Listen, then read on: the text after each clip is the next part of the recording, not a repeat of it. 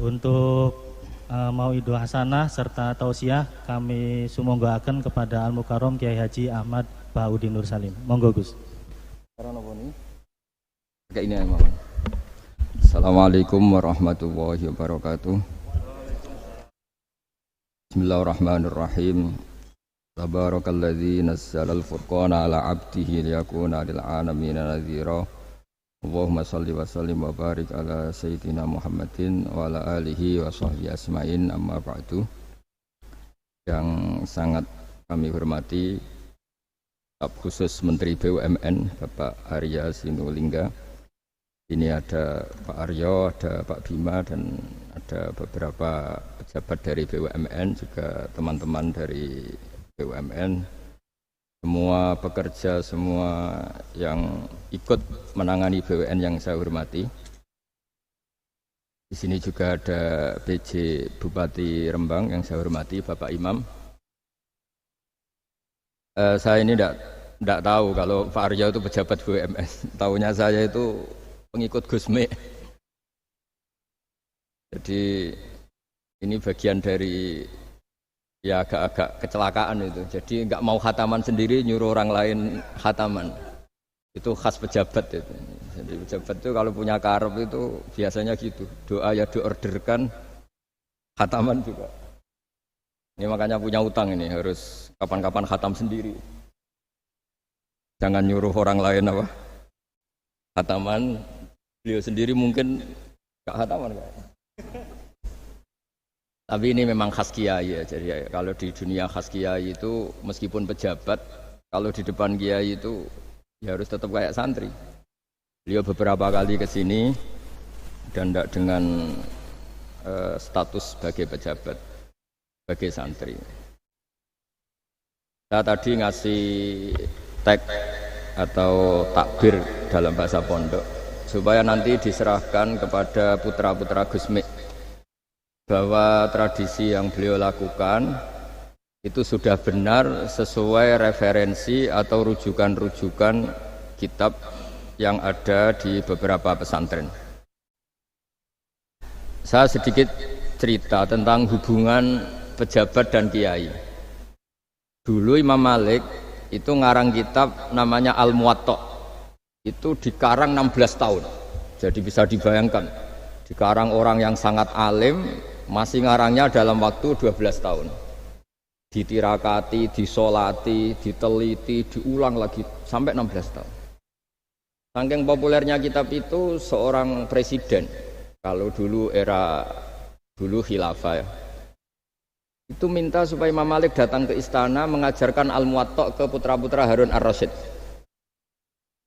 Ini saya agak muji sisi benarnya Pak Aryo.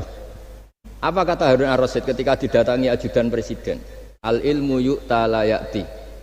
Ilmu itu disowani, bukan yang sowan. Jadi ini ya agak benar lah, BUMN ini sudah benar ini, mau datang ke sini. Tapi jangan hitung utang. Saya pernah datang Gus, nanti kapan-kapan kau yang datang. Nah, itu enggak ikhlas kalau itu. Itu ngawur sekali itu kalau. Singkat cerita, Harun Ar-Rasyid itu datang.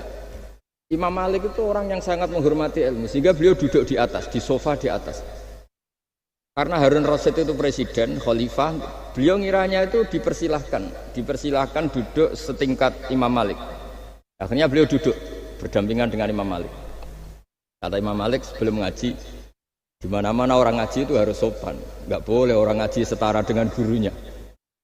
Turun Imam Harun Ar-Rasyid turun terus awor santri-santri. Baru Imam Malik mau mulai ngajar. Suatu saat Imam Malik itu datang ngurus KTP, datang ke istana.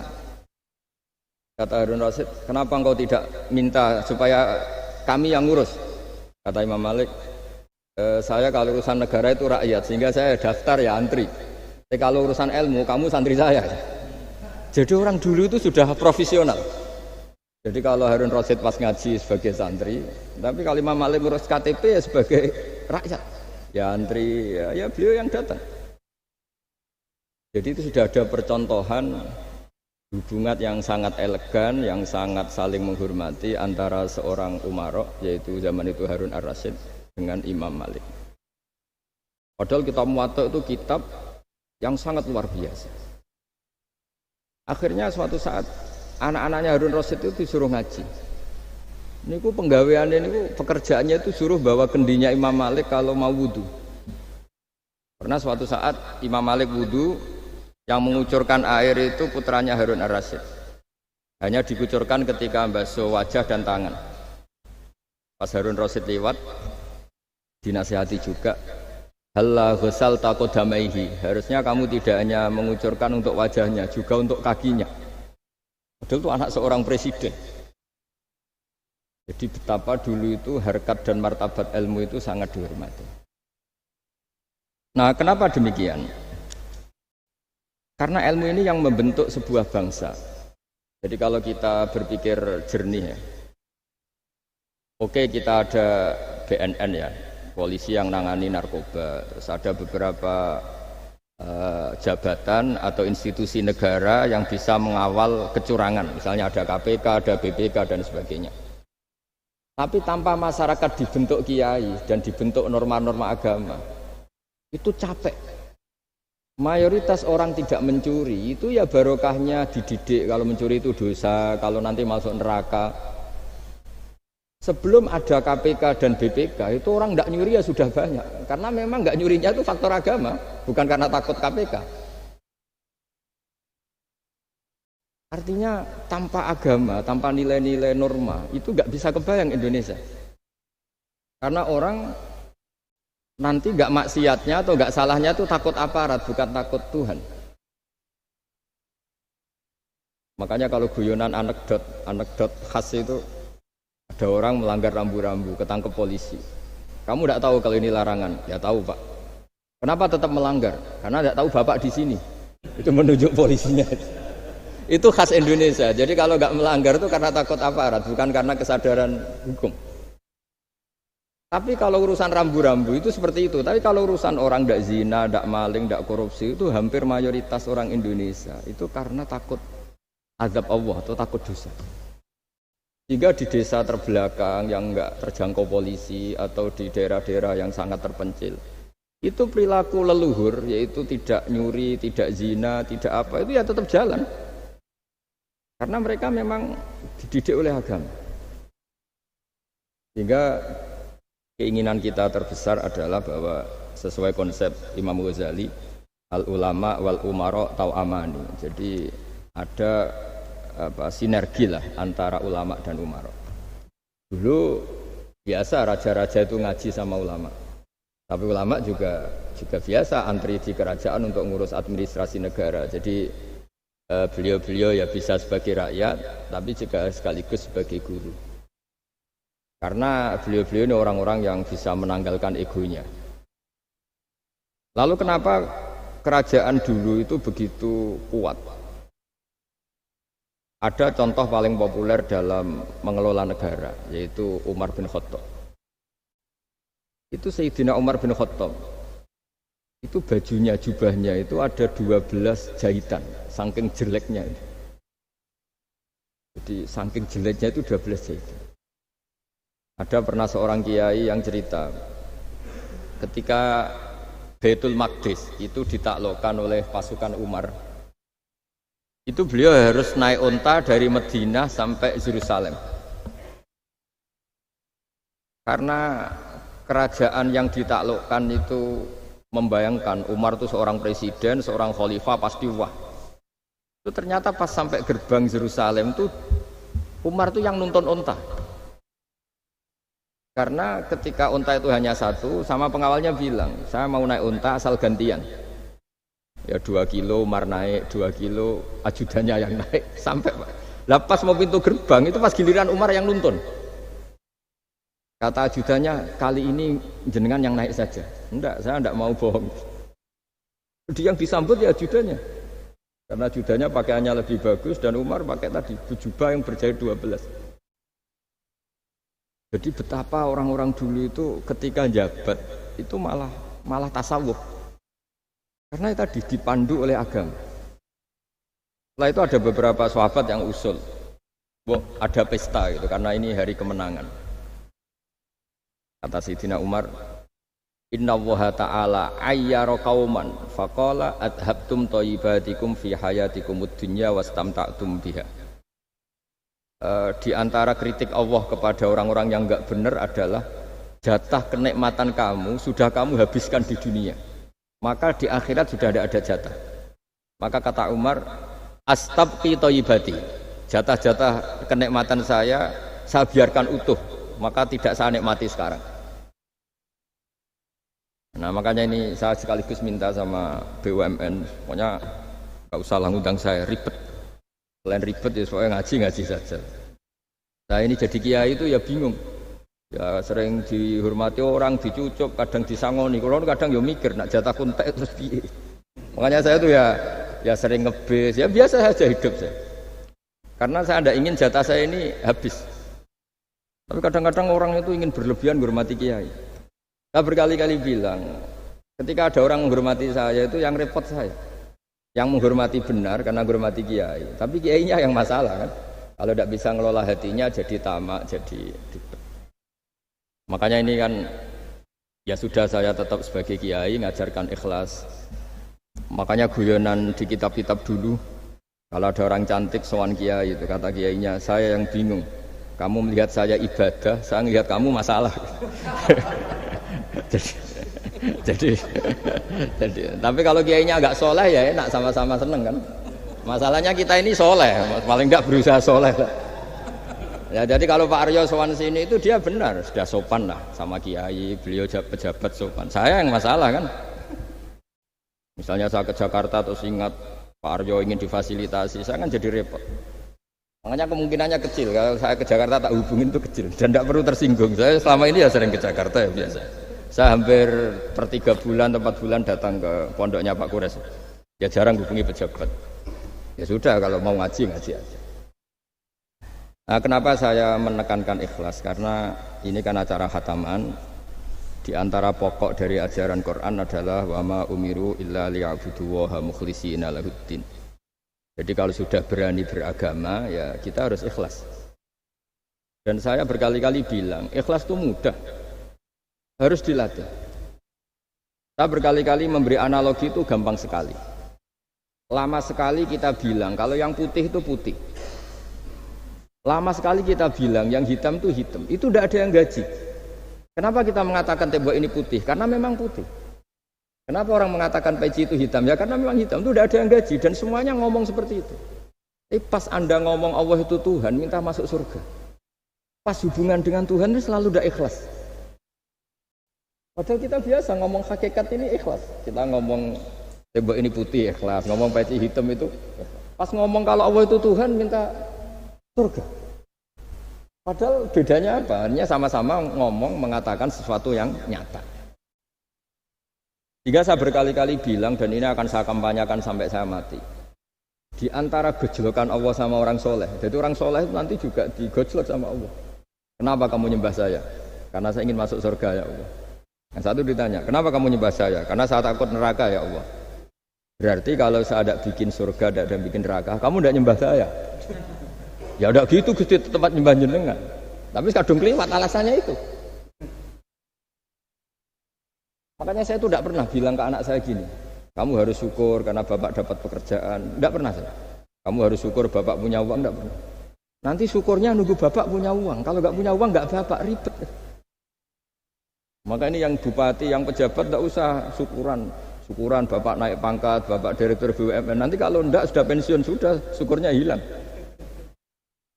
Nah, karena ini kan ngaji sama kiai ya, saya ajarkan khas kiai. Nah sampai sekarang ya tidak nikmati kebesaran nama saya atau apa, karena tadi memang harus dilatih. Kalau kita bisa mengatakan putih itu ikhlas, tanpa tekanan, tanpa imbalan. Kenapa pas mengatakan Allah Tuhan harus minta surga? Padahal Allah itu tetap Tuhan meskipun tidak menciptakan surga dan neraka. Nah dari pemahaman seperti ini, para mufassir itu tahu kualitas kalimat fattaquni ya ulil albab. Takutlah kepada saya. Jadi kualitas kata fattaqun naro sama fattaquni itu bagi orang-orang hakikat lebih takut kalimat fattaquni. Kata orang-orang tasawuf neraka itu nanti, itu pun kita tidak mesti masuk. Tapi kalau Allah sekarang pun sudah ada. Jadi kalau cara berpikir orang tasawuf gini, ini karena Pak Bima mesti gak pernah belajar tasawuf, karena belajarnya nyari uang gitu. Makanya ini tak ajari cari tasawuf. Tadi sudah tak gojlok, harus ngapalkan Quran katanya.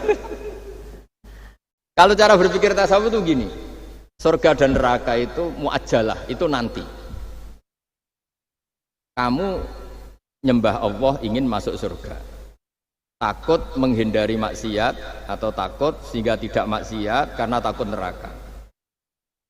Dan surga itu simbol ridhonya, neraka simbol bencinya, sukhtunya Allah.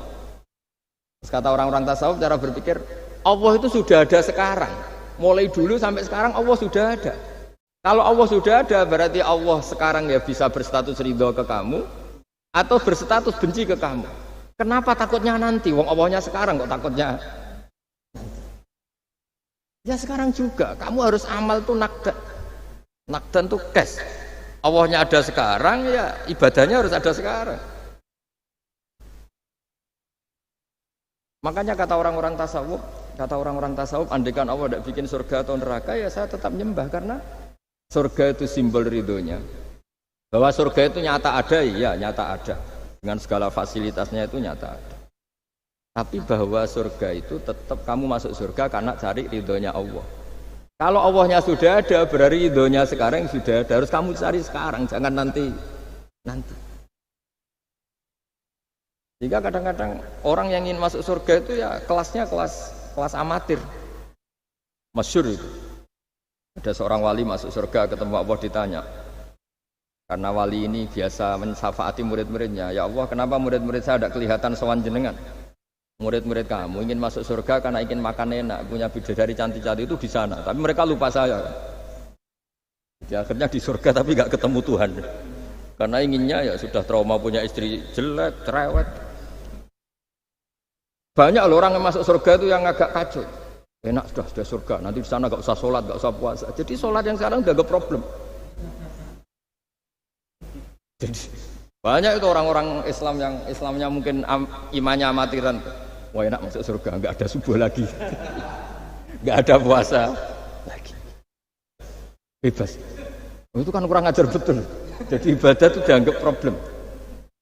Bandingkan di cerita dunia wali itu ada wali bertanya gini, ya Allah apa di surga itu ada sholat? Ditanya sama Allah, kenapa kamu tanya gitu? Kalau tidak ada sholat mendingan saya ada di surga. Dia tidak bisa bayangkan ada kenikmatan di atas sholat. Nah kalau jenengan kan nggak bisa membayangkan kalau di surga masih disuruh sholat. Sampai sekarang aja kita tahu berhentinya sholat itu kapan. Kalau sampean tanya gitu, kalau ingin berhenti sholat nggak wajib, majnun. Jadi orang gila langsung nggak wajib. Jadi artinya harus dilatih ilmu-ilmu tasawuf seperti ini supaya hidup itu nyaman. Hidup itu nyaman. Dulu Pak Imam ini ada Pak PJ Rembang. Itu dulu ada seorang raja didatangi ulama. Gimana cara saya tidak nikmati jadi seorang raja? Ulama nasihatinya gampang. Diomongin gini Pak Aryo. Pak Raja, kalau kamu di Sahara, di padang Sahara, kemudian Anda kehausan. Kalau tidak minum satu gelas air Anda mati. Apakah? Terus kemudian yang punya air bilang gini, kamu tak kasih air, tapi syaratnya kerajaannya kasihkan saya. Kamu kasihkan apa milih mati? Wah ya milih dikasih air. Mendingan nggak jadi raja tapi hidup. Terus la tafrah bimulkin la yusawi kak samain. Kamu jangan bangga dengan satu kekuasaan, dengan satu kerajaan yang nilainya sama dengan segelas air. Akhirnya dia terjadi raja yang soleh karena ternyata apa? La yusawi kak samain, tidak sama atau ya nilainya itu masih. Nah, kita yang rakyat yang tidak jabat, misalnya masyarakat, itu ya harus berpikir gitu. Orang tidak jadi bupati tetap hidup, nggak jadi pegawai BUMN tetap hidup. Tapi kalau nggak minum air itu mati. Dan rata-rata rakyat itu bisa minum air. Artinya apa? Kita dan mereka itu sama-sama punya nikmat yang pokok. Yaitu sadur rumki, nikmat yang bisa mempertahankan kehidupan. Jadi nikmat selain itu tidak pokok. Sehingga orang itu bisa jadi wali. Jadi ini resep jadi wali. Jadi wali itu udah harus tirakat dalail, terus gak pernah makan nasi, itu enggak, itu keberatan. Jelas sebagai ibu anda nggak mau itu, mesti nggak mau itu, mesti nggak mau. Ya nggak mau, ya nggak bakat, jadi sudah pasti nggak mau. Karena ini saya tahu banyak tentang beliau. Pak Aryo itu bin selamat dulu, abahnya itu ditobatkan Gusmi, dimengertikan agama oleh Gusmi. Karena beliau ingin tetap mencintai kiai, korbannya saya karena Gusmi meninggal, terus mahabbahnya diarahkan ke saya. Tapi saya berdoa supaya diarahkan ke banyak kiai lah, supaya saya tidak jadi objek sasaran ya. Nanti juga repot ini. Saya itu sering disewani orang dari Kalimantan, Sulawesi, saya ingin idolakan jenengan, saya ingin dekat dengan jangan. Ya sudah lah, pakai kiai lokal di sana aja, jadi sampai tidak ganggu saya. Terus kiai lokal di sana juga tidak mahjub oleh saya, kata saya. Saya teruskan. Jadi dulu para raja itu dilatih oleh ulama, termasuk dilatih begitu. Kamu punya kamar 1000, kalau tidur per 5 menit ganti kamar, karena eman sudah dibikin kok nggak dipakai. Nggak juga, punya kamar 1000 yang dipakai hanya 1. Ngapain punya 1000 yang dipakai hanya, punya baju 1 lemari yang dipakai hanya 1. Apa mentang-mentang bajunya 5 terus pakai rangkepan sampai 5. Punya mobil 5 yang dipakai ya 1. Jadi orang dulu itu dilatih sebegitu. Sehingga dulu itu tidak ada raja kecuali punya penasehat. Zaman belum Islam ada resi, kalau setelah Islam ada ulama. Sehingga mereka bisa menertawakan kerajaan. Maksudnya dianggap biasa. Ada seorang raja ditanya ulama, khas seorang raja itu apa? Merintah tidak bisa diperintah. Terus si ulama ini tiap pagi itu datang ke atas gunung, cari tempat paling tinggi terus mutolaah kitab. Setelah mutolaah kitab ya wasik ya. Kayak saya kalau belajar ya asik. Ngalang-ngalain jagungan sama pegawai BUMN kalau saya sudah belajar. Terus dia bilang, enaknya apa jadi raja? Saya di sini nggak ada yang memerintahkan saya, berarti saya dengan raja sama. Dan kelebihan saya juga tidak ada yang ganggu. Kalau raja masih banyak yang ganggu. Artinya bisa mengolah. Kalau sekarang enggak. Banyak kiai yang melihat pejabat itu kayak gimana? Wong kok mulyane ngono, buka pintu aja nggak pernah. Mulyane kayak gitu. Yang jenis ini dia rugi, sudah iri, nggak punya kenikmatan sendiri. Ulama dulu itu bisa mengelola kenikmatannya sendiri dengan cara seperti itu. Makanya masyhur Sayyidina Ali itu kalau malam itu diantara sebab beliau tambah dekat sama Allah. Itu diantara wiridannya itu bukan kayak wiridan kita itu enggak. Wiridannya begini. Ya Allah, kafani izzan an takuna li rabban wa kafani fakhran an akuna laka abdan. Saya sebagai manusia ini sudah sempurna, punya Tuhan engkau. Tuhan yang maha dahsyat, maha top. Kayak apa nyesalnya saya kalau punya Tuhan yang hanya sebuah batu, hanya pahatan batu. Atau Tuhan yang mati, atau Tuhan yang kelaparan. Wa kafani fakhran an akuna laka abdan. Dan saya ini bangga karena jadi hambamu. Jadi orang dulu itu nyembah Allah itu tidak harus dengan kalimat subhanallah akbar, tapi punya kesimpulan yang menjadikan mereka ini nyaman dengan Allah. Abu Yazid Al-Bustami itu diangkat jadi wali setinggi-tingginya itu diantaranya itu kalau wiridan bilang gini, ya Allah kenapa engkau ngasih makan saya, ini aneh. Kenapa engkau ngasih minum saya itu aneh. Di mana-mana orang memberi itu ada kepentingannya. Misalnya majikan bayari karyawan karena ada kepentingannya. Malah kalau di fikih itu agak absurd. Fikih itu hubungan suami istri itu agak kacau kalau dalam fikih. Lelaki itu tidak wajib nafkah istrinya kalau tidak ngasih. Jadi kayak agak-agak transaksi. Dan istrinya punya hak nggak mau diajak kalau nggak dikasih nafkah. Jadi makanya dulu Mbah Mun itu kalau ngajar saya fikih itu ngajari wong perhitungan. Maksudnya wong ambek bojo kok perhitungan. Tapi di mana-mana hubungannya orang itu begitu. Wong kenal kiai, nak orang meloro kiai diatur ngene iki ora marem. Singkat cerita Bu Yazid itu ya Allah engkau zat yang luar biasa. Engkau tidak butuh saya tapi ngasih saya. Ini fenomena aneh. Di mana-mana orang ngasih itu ada kepentingannya, apalagi pilkada. Wah, itu tambah banyak kepentingan. Artinya dia bisa mensifati Allah dengan cara yang enggak kebayang orang lain. Allah itu tidak butuh kita. Tanpa kita sudah jadi Tuhan, tapi ngasih kita. Apa ya Allah alasan kau mengasihi saya? Engkau tidak butuh saya. Di mana-mana orang ngasih itu kan karena butuh. Misalnya kamu ngasih anak, apapun alasan ikhlas Anda ini karena nyaman. Anak ini menjadi hiburan. Tetap seneng ya. Ada unsur kamu itu dapat timbal balik. Setidaknya seneng. Atau ngasih rival politik kamu, setidaknya ya karena safety lah kata tadi Pak Aryo. Bergak berontak teman-teman. Pokoknya ada kepentingan. Tapi Allah ini zat yang nggak punya kepentingan, kemudian tetap ngasih. Dari situ terus dia punya cara mencintai Allah. Jadi wali-wali dulu itu punya cara untuk mencintai Allah. Dengan cara seperti itu. Makanya ada wali yang nangani orang-orang macam-macam. Kayak Gus Mek itu masyhur, beliau nangani orang fasik, orang macam-macam.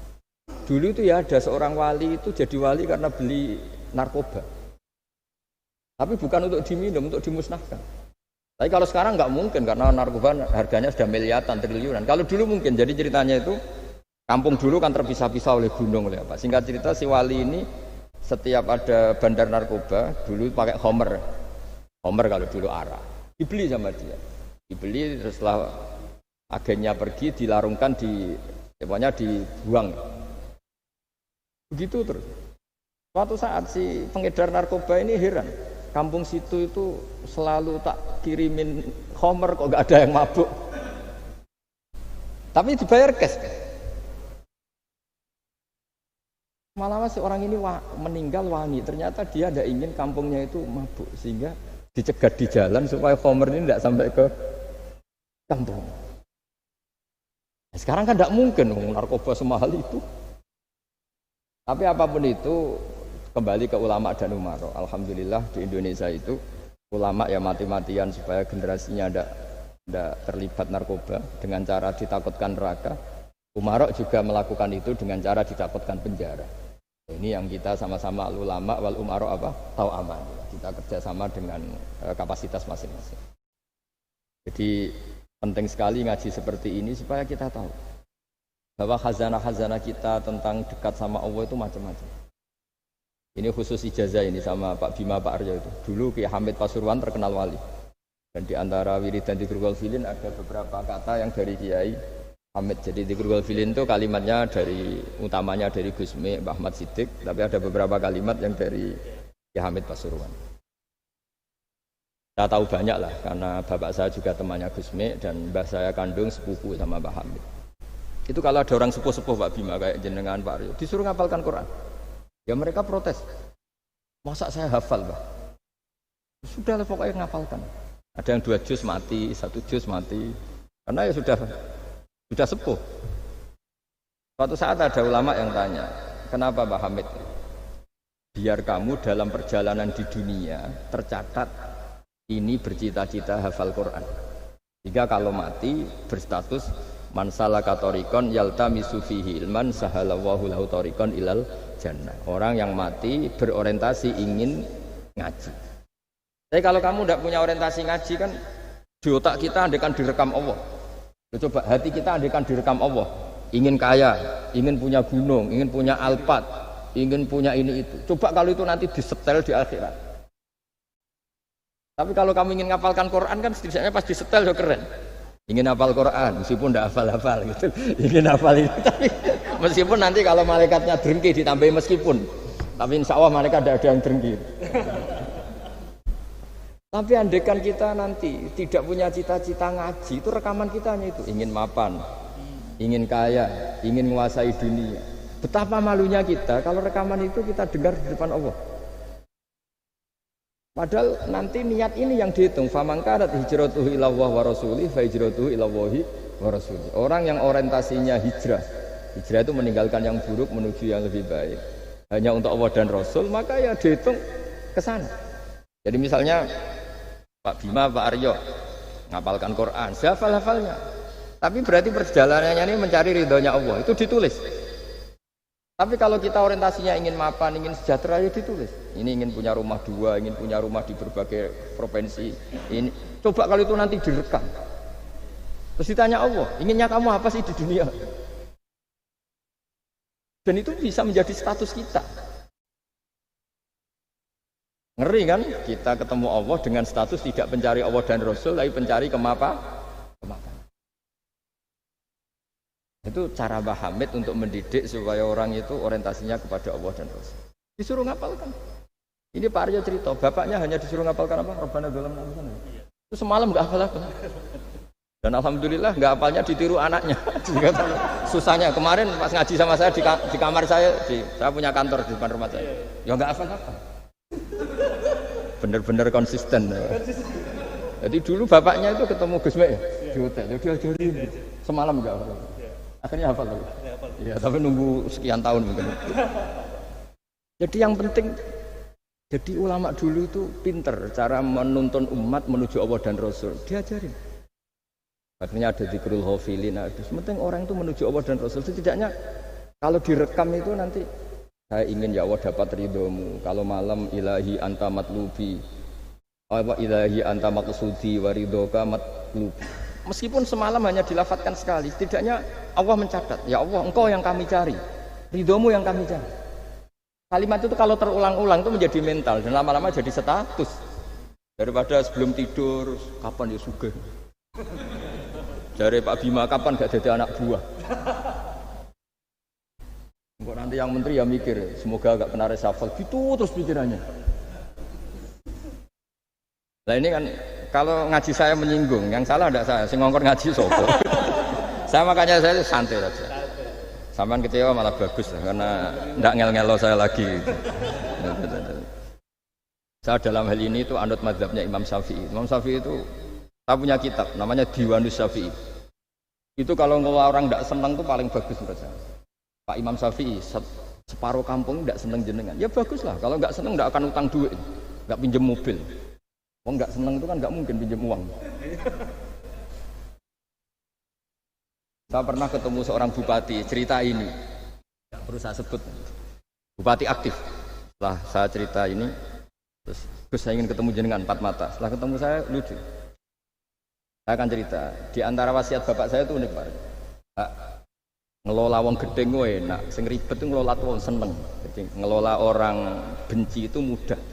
Yang ribet itu ngelola orang senang. Itu mahal sekali. Itu dulu saya tidak paham. Bareng kenal wong seneng ngel-ngelno. Nah sing ra seneng kan sudah selesai. Akhirnya Imam Syafi'i dan separuh kampung ini tidak seneng jenengan. Ya bagus lah. Mereka tidak akan utang saya, minta tolong saya. Artinya orang dulu itu jadi yang seneng dikelola untuk teman kebaikan, yang nggak seneng dianggap menjadi harga itu murah. Singkat cerita terus bupati ini datang ke saya cerita. Yang jelas gak bupati Rembang, ya ada cerita di bawah beduk. Cerita, iya Gus. Rival politik saya ketika saya kalahkan itu selesai. Tapi mitra politik nanti saya kira barber. Jadi orang dulu itu segampang itu ngelola kehidupan. Artinya yang seneng ya penting, kita butuh mitra. Yang gedeng ya nggak apa-apa lah. Barokahnya gedeng itu tidak ganggu anda kan. Asal sing gedeng aja dukun sandat ribet itu kalau nanti. Ketika Imam Syafi'i diceritain orang yang tadi nyium tangan jenengan, yang sama jenengan diluk hormat, di luar itu memaki-maki jenengan. Kata Imam Syafi'i, baguslah. Berarti saya wibawa, di depan saya tidak berani. Jadi beliau seenteng itu melihat dunia. Jadi orang dulu itu makanya mereka gampang jadi wali karena radhiyallahu anhum wa radu an. Jadi orang yang melihat Allah itu sudah ridho ya sudah. Nabi Musa itu kekasih Allah, kalimullah. Itu orang Israel. Itu yang gedeng yo ngel-ngelno, yang seneng yo ngel-ngelno. Malah paling ribet kalau ngadepi orang Israel. Singkat cerita Nabi Musa itu bilang gini, ya Allah, kasih saya ijazah. Yang dengan ijazah itu orang terbungkam semua tidak bisa ngeritik saya, tidak bisa mencibir saya, tidak bisa ngata-ngatain saya. Jawabnya Allah itu lucu. Ya Musa, hadza syai'un lam asna'hu li nafsi, fa kaifa asna'hu bika. Aku pangeran sing salah paham akeh, apa meneh kowe trimo nabi. Aku iku pangeran sing salah paham mbek aku akeh. Jadi saya ini Tuhan. Yang cara pandang tentang saya keliru itu saja banyak, apalagi kamu. Mestinya saya yang terbebas dari disalahpahami. Karena Nabi Musa aku itu pangeran, udarani anak di pucu, ono sing darane aku fakir, ono sing darane aku kikir, macam-macam. Orang Yahudi itu kalau rezekinya baru sempit itu bilang ini Tuhan kikir sekali. Sampai takut sampai Allah qala alladziina qalu innahu huwa fakir. Artinya pejabat juga gitu, kalau salah kebijakan juga dihujat. Ini tidak mensejahterakan rakyat. Itu kalau lapor Allah jawabannya gitu, kamu pejabat salah pahami ribet, saya Tuhan saja disalahpahami. Jadi orang dulu itu segampang itu ngelola hubungan dekat dengan Allah. Jadi pakai rasa. Jika Kiai Hamid Pasuruan itu ngijazai orang-orang sepuh, ada yang dikasih wiridan, disuruh ngafalkan, nggak hafal-hafal. Tadi nanti misalnya mati kok belum hafal, statusnya ini penghafal wiridan, kan bagus. Daripada ngapalkan, saya ingin punya rumah kayak yang di Singapura. Berarti Anda menghafalkan bentuknya, pernak-perniknya. Bila perlu Anda menghafalkan nomor arsiteknya siapa. Masa Anda hafal tentang cari ridhonya Allah, hafal bangunan milik orang lain. Dan bayangkan punya. Kalau Anda mati pas seperti itu, berarti tujuan kamu ya untuk seperti itu. Itu famangkana hijratuhu ila dunya yusifuha aw imra'atin yang kihuha fa hijratuhu ila ma hajara ilaih. Jadi nanti kita mati itu distatuskan sesuai komitmen kita ingin apa. Itu status kita. Jadi kalau kita ingin punya rumah mewah kayak yang di Singapura, kayak yang di Amerika, kayak di Eropa, itu terekam di otak kita. Terus kita ngapalkan arsiteknya namanya siapa, itu di rumah mana. Terus kita angen-angen ada arsitek yang kita bawa ke sana supaya niru. Untuk kita loh, untuk pribadi, nggak tahu saya kalau nanti untuk negara, nanti dibantah BUMN. Untuk negara gimana? Mungkin masih mendingan kalau untuk negara. Kalau untuk pribadi, singkat cerita akhirnya kiai-kiai dulu itu bikin gerakan hafal Quran sama orang-orang sepuh yang jelas secara lahir tidak akan. Tapi butuhnya adalah ini sudah punya perjalanan menuju ini. Menuju ini yang nanti menjadi status. Jadi misalnya Pak Imam ini PJ Rembang beberapa kali ngaji misalnya. Satunya gitu. Ini ngaji sama Gus Baha, ini ngaji sama siapa. Ditulis. Dan itu statusnya karena keinginannya memahami itu. Ya dunia sambil lewat saja. Tapi kalau kebalikannya, urusan dunia detail, arsiteknya siapa, bangunan gini habis berapa, kalau kurs rupiah berapa, untuk pribadi. Itu detail. Pas urusan ngaji sekenanya, kadang sampai punya guru aliran sesat apa nggak tahu karena pas urusan akhirat sekenanya, akhirnya ya sedapatnya. Ternyata ada guru, ada kiai tapi dukun. Saking sekenanya urusan akhirat, tapi kalau urusan dunia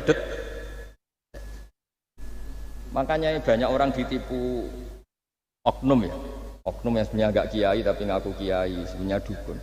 Itu saya kadang ya seneng. Senengnya itu betapa mereka diingatkan. Urusan dunia nggak pernah ketipu, kok urusan akhirat ketipu. Berarti apa? Urusan dunia detail, urusan akhirat nggak detail. Sampai dukun bermacak kiai saja sudah bisa nipu. Sementara kontraktor asing yang mau nipu tidak bisa karena dia ngerti detail jejak rekamnya apa gitu. Tapi kalau nyari kiai sekenanya, ini tidak nyindirin ngomong fakta. Ya, cobalah itu diangen-angen lagi. Terus ini yang terakhir, ini khusus pada teman-teman saudara-saudara kita yang nangani khatamannya Gusme. Saya tadi ngasih naskah ke Pak Aryo supaya sampai ke beliau-beliau. Saya yakin beliau-beliau sudah punya, tapi supaya ini tambah mantap bahwa kita saling menguatkan. Ini saya baca ya. Ini kitab yang dipakai referensi tim lajnah penerbitan mushaf Arab Saudi dan seluruh dunia, termasuk saya. Jadi tradisi khataman kita, tadi kan kita bicara khataman. Ya saya ulang lagi, tradisi khataman kita itu kan justru ditutup dengan wa ulaika humul muflihun. Ya. Jadi tidak minal jinnati wan nas, tapi diakhiri wa ulaika humul muflihun. Jadi khataman kita misalnya minal jinnati wan nas, biasanya yang baca Quran terus baca Fatihah, terus awal Baqarah sampai wa ulaika humul muflihun. Nah, tujuannya adalah supaya kalau khatam itu memulai lagi. Ya, kalau langsung An-Nas minal jinnati wan nas berarti dia bangga dengan berakhirnya baca Quran. Pertanyaannya, kan Anda ketemu Allah, seneng ya jagungan mau aku sebar. Betapa buruknya kita jadi hamba. Kayak kita dulu ketika ngaji, nah baru hure ngajine wis bar. Berarti nganggep guru itu problem. Makanya bangsa Indonesia itu ya agak lambat pinter karena sekolah juga dianggap problem. Pas masuk merengut, waduh sekolah. Pas bubar seneng, waduh wis sekolah. Jangan-jangan kita sholat juga gitu, ono adzan, waduh wis adzan.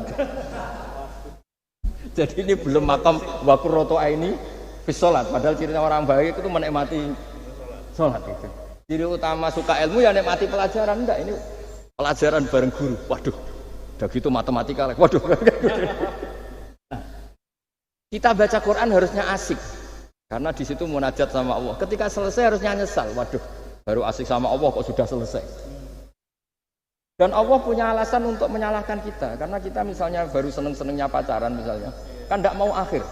Kenapa pas seneng Allah seneng berakhir? Nanti kalau kamu ditanyakan gitu tidak bisa jawab. Nah, pakai analogi itu makanya jangan pernah merasa akhir kalau baca Quran. Minal jinnati wan nas, terus baca Fatihah, terus memulai lagi. Wa ulaika humul muflihun. Sebagai bukti ya Allah, ini khataman sementara. Tapi saya akan berlanjut lagi, terus dimulai betul. Jika ijazah kiai-kiai kuno kalau orang haji atau umroh itu supaya kuat haji lagi, kalau ijazah kiai kuno itu sederhana. Disuruh ngomong gini, Ka'bah, ini saya mau pulang, miliki rumah. Nanti kesini lagi, dah ya gitu, sudah pulang. Jangan setelah selesai ibadah haji seneng karena mau pulang. Berarti ibadah dianggap problem, rumah dianggap segala-galanya. Jadi itu ada filosofinya. Nah, ternyata tradisi seperti itu mudawan. Mudawan itu dibukukan. Ya saya baca ini di kitab Ghaisun Naf'i karangan Imam Waliullah As-Sofakusi. Saya baca saja. Nanti yang ngerti bahasa Arab biar diartikan sendiri, yang nggak ngerti nanti saya bantu. Takmilun. Nah, ini khusus para hafid tadi yang ikut khataman, mohon didengarkan. Takmilun. Fi masaila tata'allaku bil khotmi. Al-ula sabatan nasu anil maki min riwayatil bazi wa kumpul wa ghairihima annaman qara'a wa khotama ila akhirin nas qara'a al-fatihata ilal muflihun min awalil baqarah wasa al-amalu bihada fi sairi biladil muslimin. Jadi mulai dulu kalau orang khataman itu ya An-Nas, Fatihah, terus wa ulaika humul muflihun. Dan cara seperti itu wasa al-amalu bihada fi sairi biladil muslimin. Semua negara dunia ya sama seperti itu.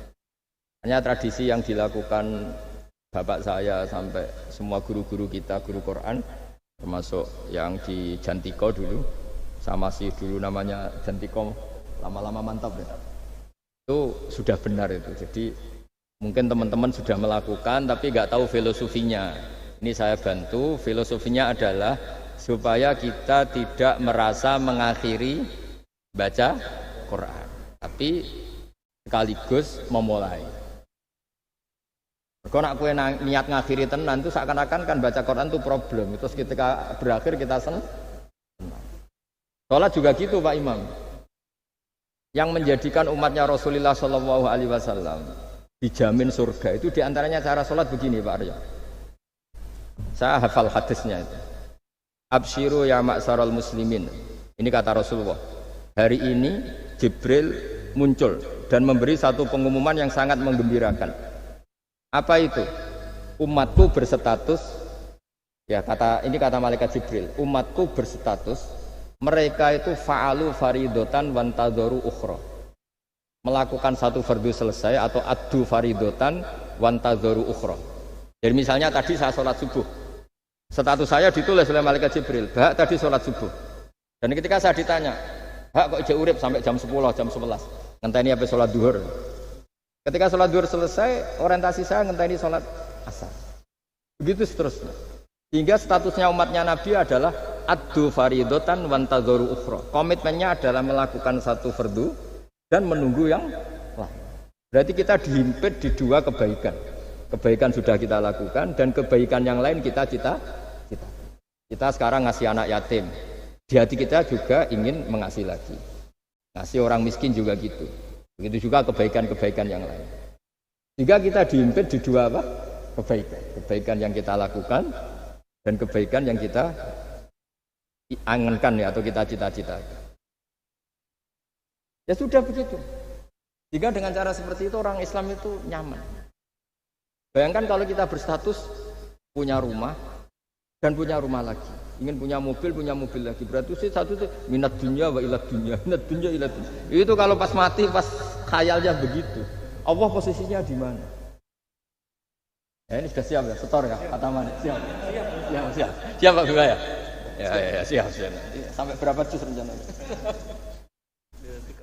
30. Sampai 30 juz apa juz 30? Juz 30 dulu. Juz 30 dulu.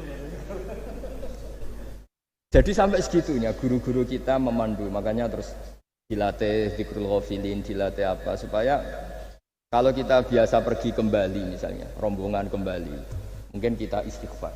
Buat sekali-kali rombongan datangin khataman Quran, datangin acara-acara, sehingga ada perbandingan. Nah, setidaknya saat kita salah itu tidak status, tapi zallah, bawaan manusia. Tapi status kita adalah faman kana hijratuhu ila Allahi wa rasulih fa hijratuhu ila Allahi wa rasulih. Nah, kemudian kenapa itu menjadi perilaku masif di seluruh dunia? Kalau khataman justru ditutup oleh awal Baqarah. Kan agak aneh wong khataman kok ditutup dengan permukaan atau permulaan. Ya. Itu terus beliau ini di beberapa kitab diterangkan anna rajulan qala ya Rasulullah ayul a'mali afdalu. Amal terbaik itu apa ya Rasulullah? Qal alaika bil halil murtahil. Terus wa ma halul murtahil? Qal sahibul Qur'ani kullama khalla irtahala. Amal terbaik itu adalah amal setelah selesai ingin melakukan lagi. Apa itu? Orang yang menghafalkan Quran atau membaca Quran atau khataman Quran setelah selesai langsung dimulai lagi. Nah, ini di sini diartikan kullama faragha min khutmatin syara'a fi ukhra. Jadi satu khataman selesai kemudian lanjut lagi. Ya kan kalau kita misalnya orang kaya ke Singapura wisata, kan langsung mungkin sudah punya brosur lagi, mungkin mau ke New Zealand atau apa. Kenapa pas urusan khataman ndak gitu?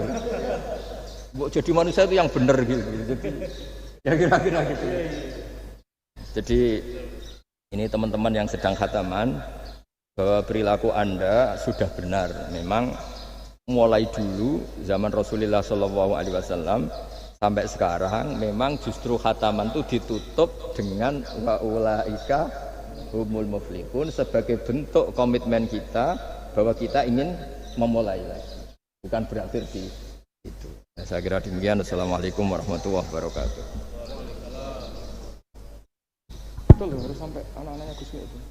Terima kasih Gus Baha atas segala tausiahnya. Alhamdulillahirabbil alamin.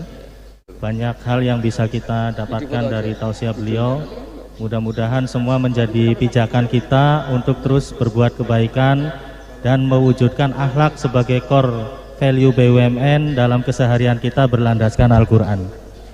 Untuk selanjutnya tanya jawab, mungkin panitia bisa menampilkan zoomnya dua. Yang pertama dari Aljazair, Pak Haidar yang khataman dari Aljazair, bisa ditampilkan zoomnya untuk bertanya langsung ke beliau. Kan lebih cepat kalau. Silakan Pak Haidar.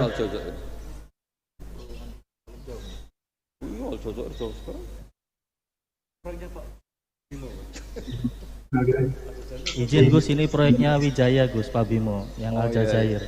Ini paling semangat kan. Silakan Mas Haidar dari Aljazair. Iya.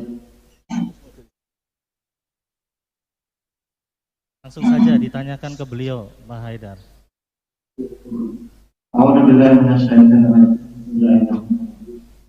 Assalamualaikum warahmatullahi wabarakatuh.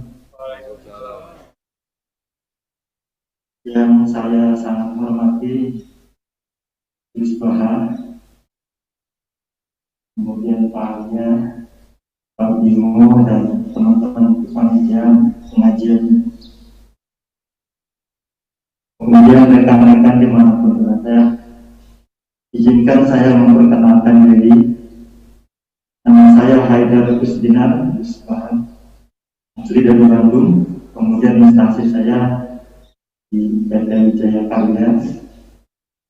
Kami di sini sama teman-teman sedang membangun 3.950 unit rumah kita di Indonesia apartemen.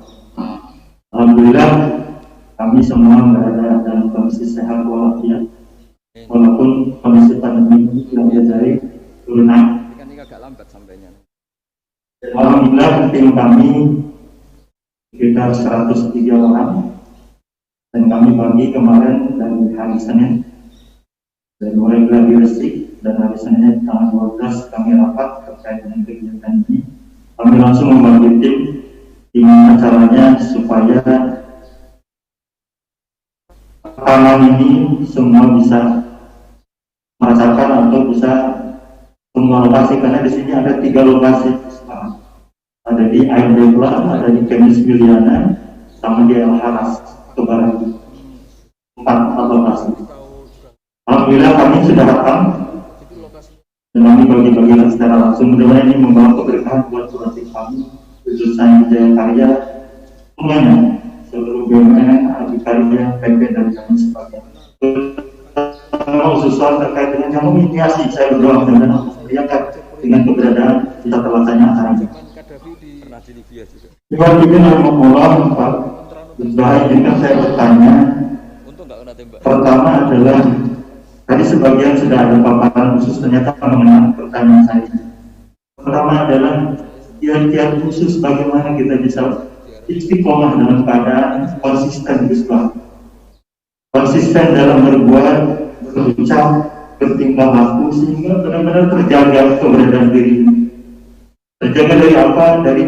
Terjaganya adalah dari mohon maaf. Segala sesuatu yang Allah tidak diridhoi, terutama dalam keberadaan kami di sini tetap konsisten. Ada dalam dua aturan, tadi saya mencermati ada kata-kata yang luar biasa dari Gus Baha. Salah satunya adalah jalankan aturan yang sudah benar-benar jelas, lakukan. Ya, jelas. Kemudian yang saya catat adalah dengan rasa takut kepada Allah Subhanahu Wa Taala. Ini yang saya coba cermati, ternyata inilah salah satu jawaban yang mungkin. Kita ingin hal-hal yang lain mungkin Gus Baha arahan dan terkait dengan poin-poin yang lain mungkin bisa mengenai kepada kami yang hadir di tempat ini. Khususnya adalah tetap ada dalam konsisten, ada dalam aturan Allah Subhanahu Wa Taala. Kedua, pertanyaan kedua adalah bagaimana caranya agar senantiasa kita ingin hidup kepada Allah dalam kondisi apapun, Gus Baha. Terutama adalah kerinduan bertemu dengan Allah Subhanahu Wa Taala dan bertemu dengan Rasulullah Sallallahu Alaihi Wasallam. Ini dua pertanyaan yang mohon maaf mungkin bisa mewakili kami yang ada hadir di sini, jauh dari keluarga, kemudian jauh dari anak istri, dengan kondisi seperti ini. Karena kadang-kadang kita kalah dengan kondisi yang ada, yaitu rasa takut melebihi rasa takut kepada Allah Subhanahu Wa Taala. Itu mungkin Gus Baha pertanyaan kami yang ada di sini. Kami di sini jam 3 subuh, Gus Baha. Perbedaan dengan Indonesia adalah 6 jam. Kami tadi jam 2 subuh sudah standby dan teman-teman sudah mempersiapkan. Alhamdulillah hari ini pada kesempatan baik ini ternyata kami sudah bisa menjalankan dan bareng-bareng bersama teman-teman. Setelah membawa hatur nuhun. Assalamualaikum warahmatullahi wabarakatuh. Warahmatullahi wabarakatuh. Terima kasih Kang Haidar. Mungkin pertanyaannya curhat ini Gus. Jadi yang pertama, beliau ini muhibinnya Gus Baha, jadi langsung kita tayangkan supaya bisa face to face begitu dengan Gus Baha. Yang pertama yang ditanyakan mengenai bagaimana kunci istiqomah Gus. Tentunya dalam hal kebaikan dan menyebarkan kebaikan-kebaikan di sekitar. Yang kedua, bagaimana caranya meningkatkan atau keluar dari situasi atau permasalahan apapun itu. Mungkin itu Gus. Mungkin mohon pencerahannya. Enggak, tafsirnya jiran sendiri. Itu yang kita catat Gus. Ini kesurupan nih. Silakan Gus. Ya, terima kasih Mas Haidar. Bismillahirrahmanirrahim. Kalau rumus istiqomah paling mudah itu kata Imam Nawawi dalam kitab Al-Majmu', itu adalah keputusan ilmu. Kalau keputusan nafsu itu kita nggak mudah istiqomah. Imam Nawawi mencontohkan begini, misalnya habis maghrib kita istiqomah baca Yasin. Itu cara pemaknaan itu baca Yasin itu kebaikan. Sehingga nanti kalau kita batalkan karena anak kita sakit atau karena ada orang tua kita sakit, kemudian kita ke rumah sakit mengantarkan, ini juga tidak mengganggu istiqomah baca Yasin. Karena maknanya adalah baca Yasin kebaikan, ditinggalkan untuk kebaikan yang bentuknya lain. Jangan seperti istiqomah versi ghairu ahlil ilm yang dikatakan orang-orang yang tidak ahli ilmu. Sehingga kadang cara berpikir, ya tetap maca Yasin senajan to makmu wis kejet-kejet gitu. Nah, itu akhirnya kan kayak Islam itu jadi sadis. Jadi demi istiqomah meninggalkan ibadah sosial. Maka banyak ulama mengatakan istiqomah itu ya kebaikan ke kebaikan yang lain, kebaikan ke kebaikan yang lain. Makanya saya bilang istiqomah itu adalah keputusan ilmu.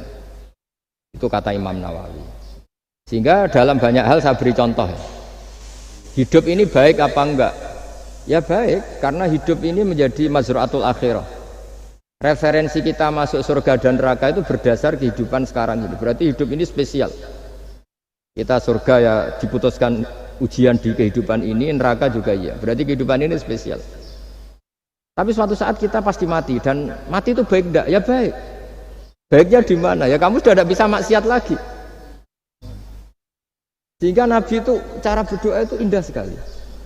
Allahumma ahyini ma kanatil hayatu khairan li wa tawaffani ma kanatil wafatu khairan li.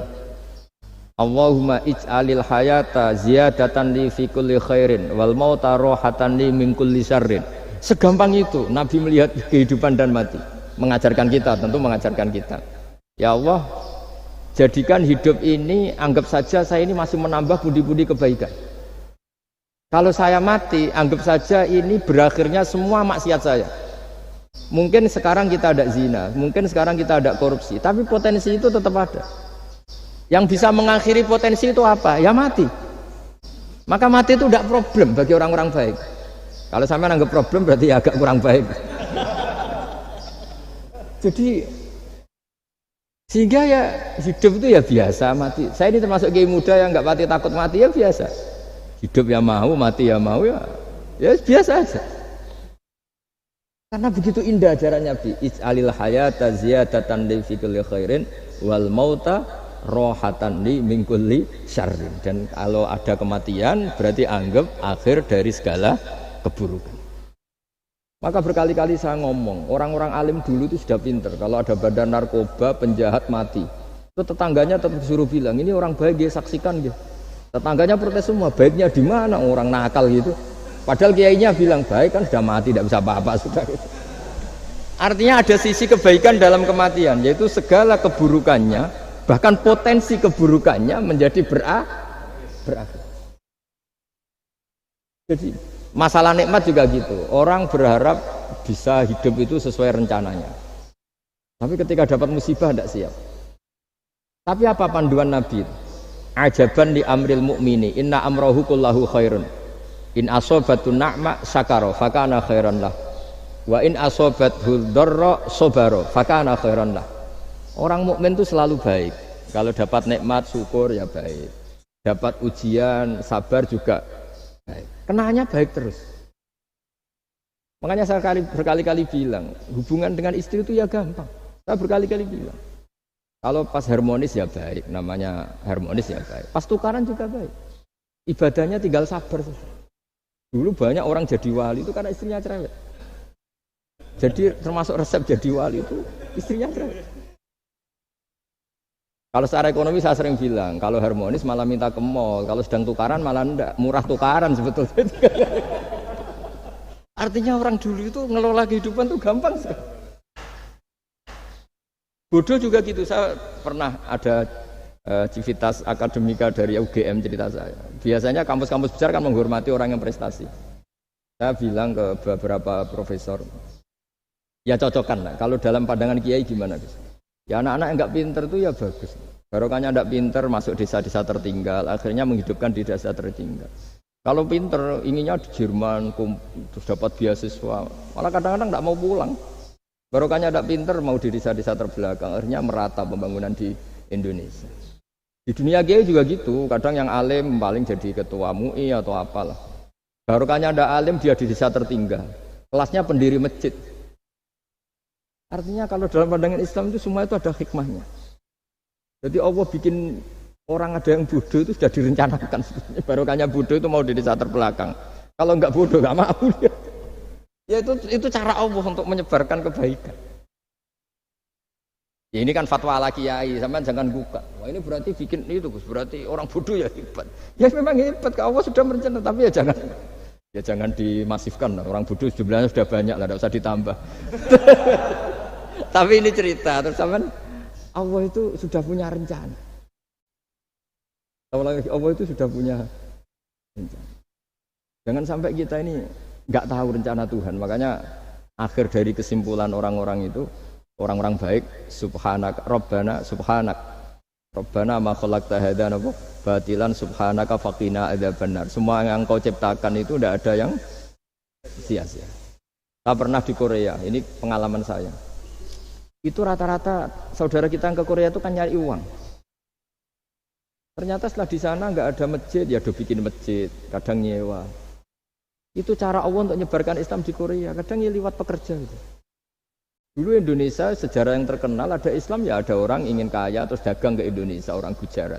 Gara-gara dagang ke Indonesia terus kenal orang pribumi karena bawaannya orang Muslim ya mengkampanyekan Islam terus ada Islam. Jadi sederhana. Mbah Mun pernah cerita Harun Ar-Rasyid itu kalau punya tahanan politik itu dibuang. Itu di Irak, Baghdad. Buangnya di mana? Di Fakfak, di Irian Jaya. Makanya di Fakfak itu banyak imigran turunan apa? Arab. Itu dulu itu rival politiknya Harun Ar-Rasyid. Ketika di sana melihat orang Irian tuh pakai koteka itu bilang Urian terus jadi Irian itu. Urian itu maknanya apa? Telanjang. Jadi bahasa Arabnya telanjang itu apa? Urian itu telanjang, jadi Irian ya. Itu ya barokahnya buangan politik ya, tapi bukan tahanan kriminal, tahanan politik dibuang di sana, kemudian ada Islam di sana. Itu cara Allah. Begitu juga Islam di Eropa, kadang dibawa mahasiswa yang dulu ketika di Indonesia agak kepikiran jadi kiai. Baru kayak kuliah di Eropa malah jadi kiai, mereka nggak ada saingannya. Nggak ketemu saya lah kira-kira gitu. Kalau di sini kan nggak bisa jadi kiai. Artinya sudahlah Allah itu nggak usah diajarin gitu. Makanya Allah pernah ngendikan kul atu alimuna wa bidinikum. Aku itu pangeran, ora usah warai carane beragama. Nah kita sekarang ini beragama tapi ngajari Allah. Harusnya Islam tuh gini ya Allah. Pangeran mbok warai. Makanya rata-rata dunia ulama itu dunia minum ide di bab itu. Karena harus yakin agama ini milik Allah pasti diurus Allah. Allah tidak usah diguruin gitu. Tapi kalau kita kan nggak ingin punya konsep organisasi apa, forum apa untuk mengembangkan apa, ya itu bagus lah namanya ikhtiar itu. Tapi kalau di dunia ulama itu malah enggak. Karena Allah punya cara sendiri untuk menyebarkan. Ya, coba yang membawa Islam ke Amerika itu orang imigran. Di Eropa juga sama, apalagi di Prancis ya, itu kan imigran Aljazair rata-rata itu. Makanya Mas Haidar ini dari Aljazair. Ya sudahlah, kita ikhtiar, istiqomah itu nomor satu, benahi ilmu Anda, cara berpikir Anda. Ya ketika kita harmonis ya istiqomahnya syukur, kalau tukaran ya istiqomahnya sabar. Kalau punya teman sebaik ini ya istiqomahnya mitra kebaikan. Kalau sedang benci ya bagus lah, barokahnya itu udah utang, udah ngel-ngel, sudah digenteng saja hidup itu. Masyhur itu dawuh Imam Syafi'i, man ahsana ilaika faqad qayyadaka. Waman asa ilaika faqad atlaqaka.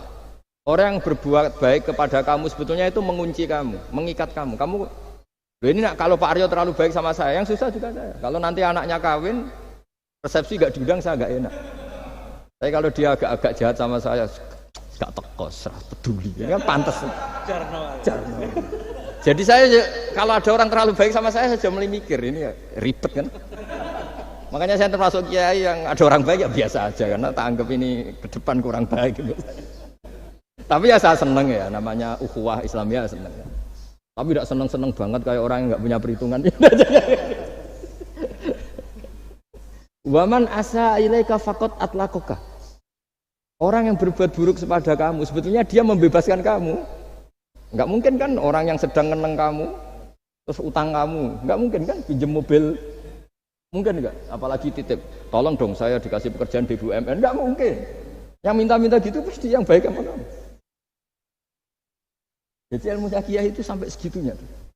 Makanya kita harus syukur, khazanah yang diajarkan guru-guru kita itu luar biasa. Man ahsana ilaika faqad qayyadaka. Wa man asaa ilaika faqad atlaqaka. Siapa yang berbuat baik sama kamu, sebenarnya dia mengunci kamu. Kamu tuh harus ada sekian etika kan? Iya, kalau zaman saya belum kenal Pak Arjo, belum sering kesini, saya cuek aja. Pas sering kesini terus bilang, Gus, saya mau ngaji ini, wah, nolak gak enak. Cara pertama kesini langsung gitu, wah, enggak lah, kamu siapa, kenal aja, enggak. Ini agak gak bener kenal, aduh ribet. Tapi saya maafkan. Nah ini cerita mazhabnya Imam Syafi'i. Makanya hubungan suami istri kalau sedang harmonis malah saling curiga. Ada apa ini kok baik? Saking susahnya nyari baik ikhlas itu sehingga kalau bupati juga gitu, ada orang kok terlalu baik mesti mikir ada apa ini. Artinya gini, kalau kita dengan ilmu itu ngadepi sesuatu enteng saja. Barokahnya misalnya Mas Haidar di Aljazair, saksinya banyak. Kalau kita tidak pernah ke sana kan saksi sujud kita hanya Indonesia. Nanti kalau Mas Haidar ketemu Allah kan keren. Kamu pernah sujud? Pernah Gusti. Saksinya Indonesia dan Aljazair. Karena bumi yang tempat kita sujud menjadi apa? Saksi. Semakin sering kemana-mana saksinya semakin banyak. Sehingga dalam waktu sholat itu ada aturan disunatkan untuk sholat sunat itu tempatnya berganti-ganti atau bergeser-geser. Karena saksinya supaya apa? Bahkan ada yang ekstrim sampai nggak mau pakai sajadah. Saksi sajadah itu tidak meyakinkan, mendingan keramik. Sampai segitunya ada yang ekstrim gitu. Kan lebih keren. Kalau sajadah kan hanya selembar kain. Ya, tapi nanti sajadahnya kan bilang, saya tidak bisa berdiri sendiri tanpa ada bumi. Kayaknya mau tidak mau buminya akan ikut bersaksi. Terus yang terakhir gimana? Sudah gitu ya? Ya tadi itu kan dengan cara pandang seperti itu kan selesai sendiri. Misalnya Anda baru umpatin tetangga atau anak buah atau pimpinan kan pakai mazhab Syafi'i. Bagus lah. Nah, ya tadi kalau kurang baik kan fakot atlaku membebaskan kamu. Ya itu sudah jawaban. Wah ini moderatornya. Pak Sultan ini masalah Pak Sultan ya. Baik, terima kasih Mas Haidar. Jadi nanti kalau kurang jelas bisa diputar YouTube-nya. Yang penting kuotanya cukup dan wifi-nya kenceng begitu ya Gus ya. Terima kasih. Selanjutnya karena satu pertanyaan, satu lagi, minta tolong panitia bisa disambungkan ke yang khataman di Aceh. Kalian aja sama yang Merauke ya. Tapi satu pertanyaan saja singkat. Jangan punya cita-cita misalnya ingin bikin nggak kesampaian itu status Anda.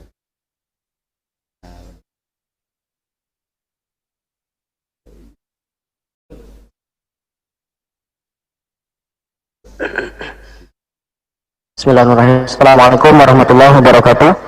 Assalamualaikum warahmatullahi wabarakatuh. Aceh. Alhamdulillah, bersyukur kepada Allah, salawat pada Rasulullah sallallahu alaihi wasallam. Allahumma shalli ala sayyidina Muhammad wa ala sayyidina Muhammad. Yang kami hormati Gus Baha, kami dari Aceh insyaallah akan bertanya mengenai mungkin tidak jauh beda dengan Aljazair. Kami dari anak-anak muda di proyek, jadi kami minta ininya Gus, tips-tipsnya agar kami anak-anak muda ini agar istiqomah dalam kebaikan dan juga menyebarkan kebaikan di lingkungan proyek kayak gitu.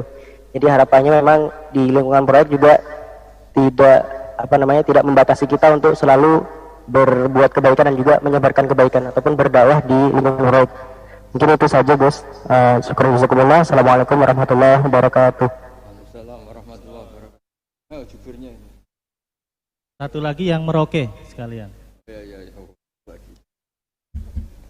Jadi dia satunya agak diingat-ingat. lagi.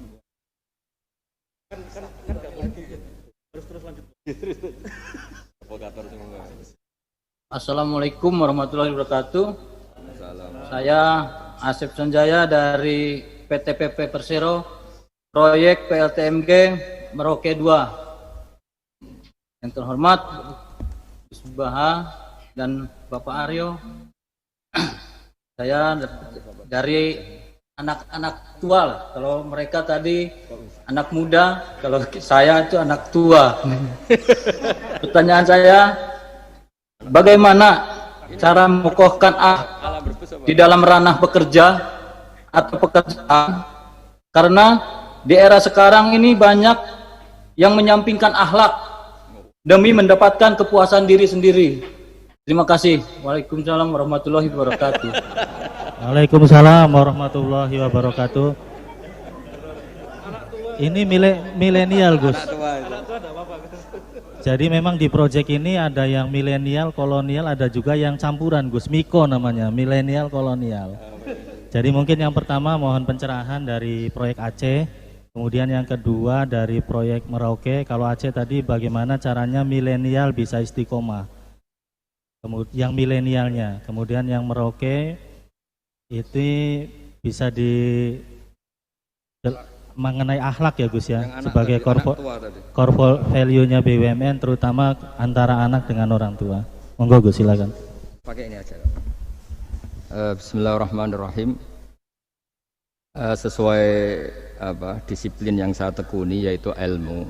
Seperti yang saya jawab pada Mas Haidar tadi dari Aljazair. Untuk yang Aceh juga sama. Kita di perantauan, saya pernah ditanya anak yang kuliah di Inggris, juga pernah ditanya anak yang kuliah di Amerika. Pertanyaannya itu, Gus, kita di negara yang sistemnya itu lebih mapan ketimbang negara yang kita huni. Itu cara terus menjaga syukur sama Allah itu gimana? Ya saya jawab, apapun baiknya negara di Eropa maupun Amerika, ketergantungan Anda pada sistem negara itu lebih tergantung pada nikmatnya Allah. Untuk kamu dideportasi itu butuh ketangkep, butuh ini itu. Tapi kalau kamu nggak dikasih oksigen sama Allah saat itu juga Anda mati. Kalau Allah mengambil buminya dengan memberi gempa yang besar, saat itu juga Anda mati. Artinya dia tanya, gimana cara ingat Allah di negara-negara maju seperti itu? Terus tak latih bahwa utang jasa kamu kepada Allah itu jauh di atas utang jasa kamu terhadap sistem negara. Artinya oke lah kita ngakui sistem negara itu baik, kita juga loyal sama negara. Tapi kenapa orang Islam selalu disuruh uzkuru wa dzikron katsira, ingat Allah sebanyak-banyaknya? Karena nikmatnya Allah memang jauh lebih banyak. Kita dapat uang BLT itu ada prosedurnya, setidaknya dimiskinkan dulu, didaftar dulu. Tapi kalau dapat oksigen sekarang juga, kita tidak pernah setor miskin sama Allah, sudah dikasih.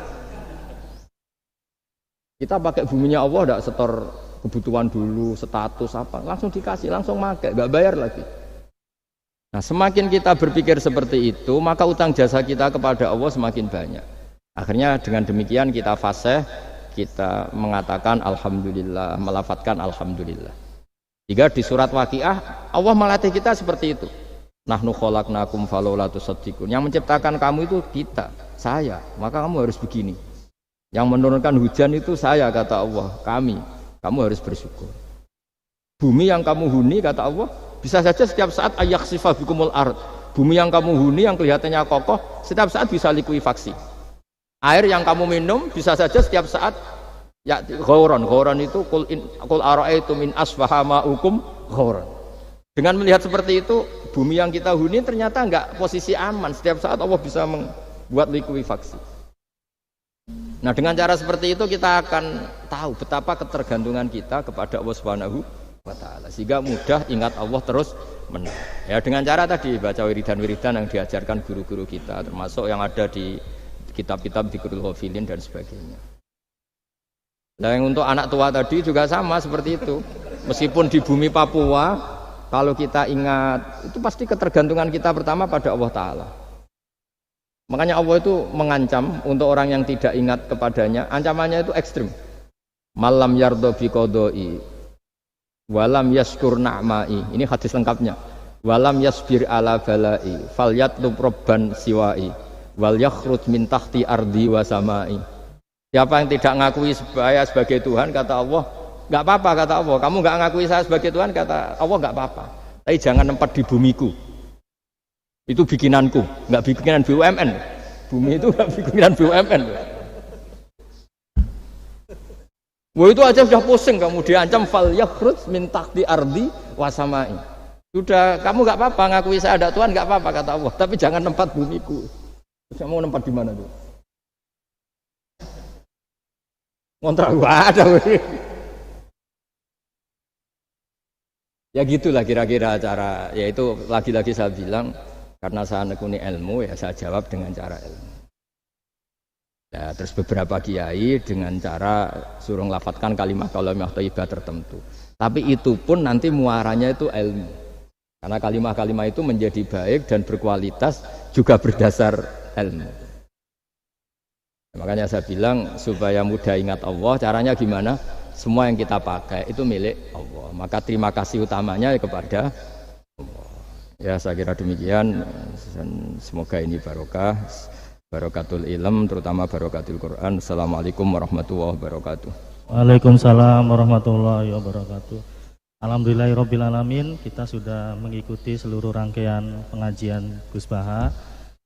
Kami berharap bahwa kegiatan ini bisa rutin dilakukan seterusnya karena nanti Pak Aryo dan Pak Bimo akan izin agar sering matur Gus Baha untuk pengajian berikutnya, Gus. Dan ini sesuai dengan pesan dari Gus tadi bahwa mengaji itu tidak boleh diakhiri tapi harus terus dilanjutkan. Saya kira itu Bapak Ibu sekalian yang dirahmati Allah.